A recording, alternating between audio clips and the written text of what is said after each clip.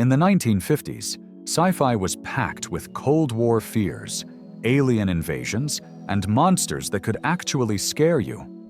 But today, we're zooming in on one year in particular, 1955.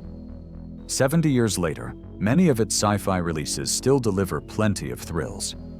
Sure, a lot of them were B-movies, made fast, cheap, and with more enthusiasm than logic.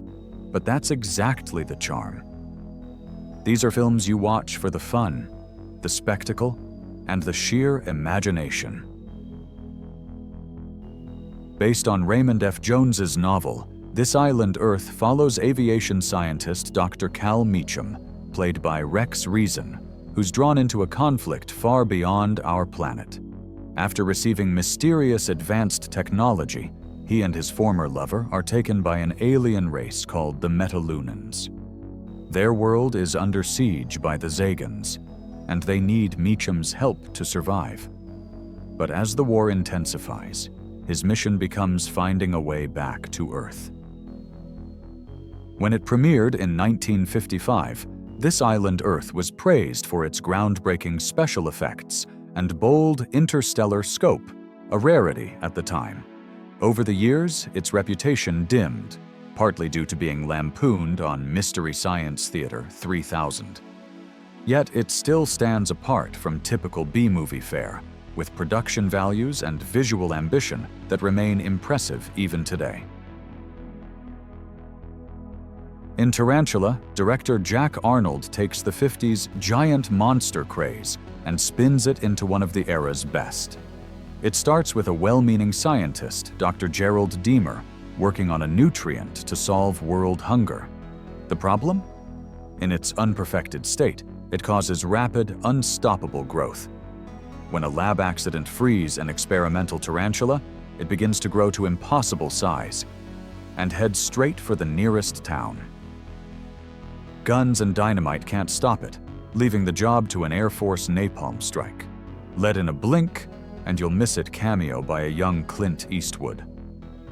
Shot in the California desert, Tarantula used real animals for many of its effects, giving the monster a more convincing presence than most of its big bug contemporaries. Only 5 months after the original Godzilla stormed Japanese theaters, the King of the Monsters returned. And this time, he wasn't alone.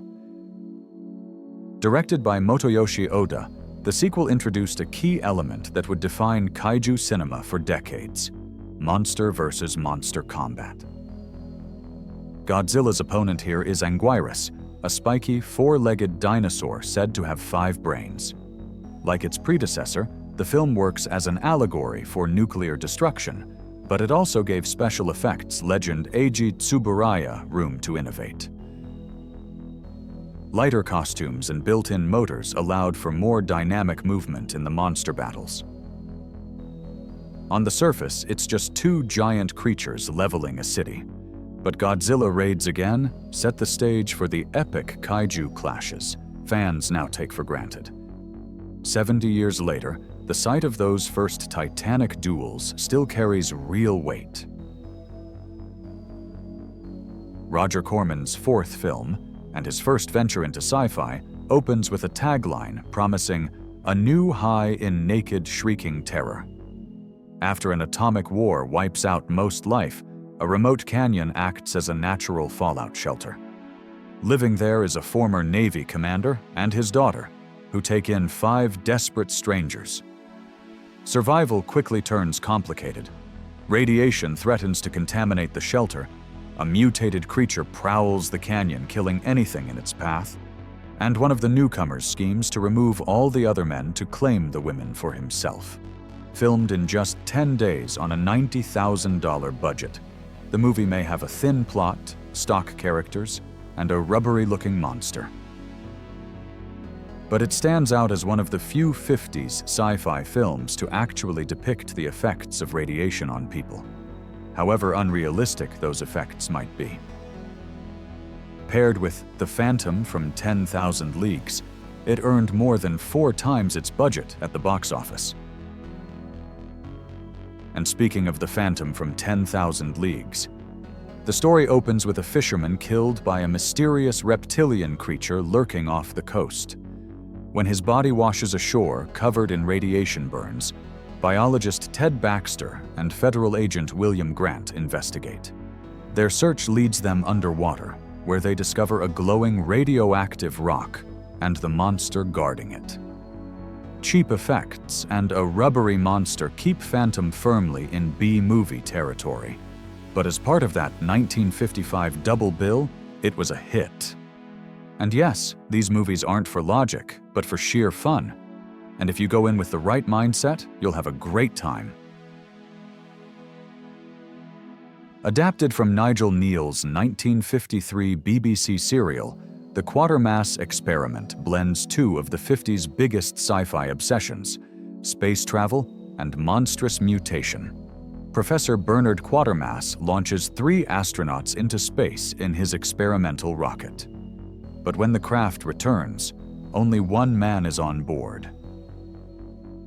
The survivor, infected by an alien organism, begins a slow and terrifying transformation. As his humanity slips away, he escapes into London, forcing Quatermass to stop him before the alien life form can threaten the entire planet. Directed by Val Guest, the film launched a wave of British science fiction horror and inspired multiple sequels, copycats, and even miniseries. Richard Wordsworth's haunting performance as the doomed astronaut drew particular praise. Decades later, John Carpenter and Stephen King would both name it among their favorite sci-fi horror films, a testament to its lasting influence. Bride of the Monster was Ed Wood's most expensive production, boasting a $70,000 budget and Bela Lugosi's final speaking role. Lugosi plays Dr. Eric Vornoff, a mad scientist holed up in a crumbling mansion, working on experiments to create atomic superhumans. His mute giant assistant Lobo drags in victims, and in the nearby swamp lurks a rubber octopus, allegedly stolen or rented from Republic Pictures. The film has everything you'd expect from Ed Wood. Wobbly sets, wonderfully absurd dialogue, and actors wrestling lifeless tentacles to make the monster move. It's a Cold War fever dream where mad science, atomic paranoia, and unintentional comedy collide. And it's every bit as strange and watchable as that sounds.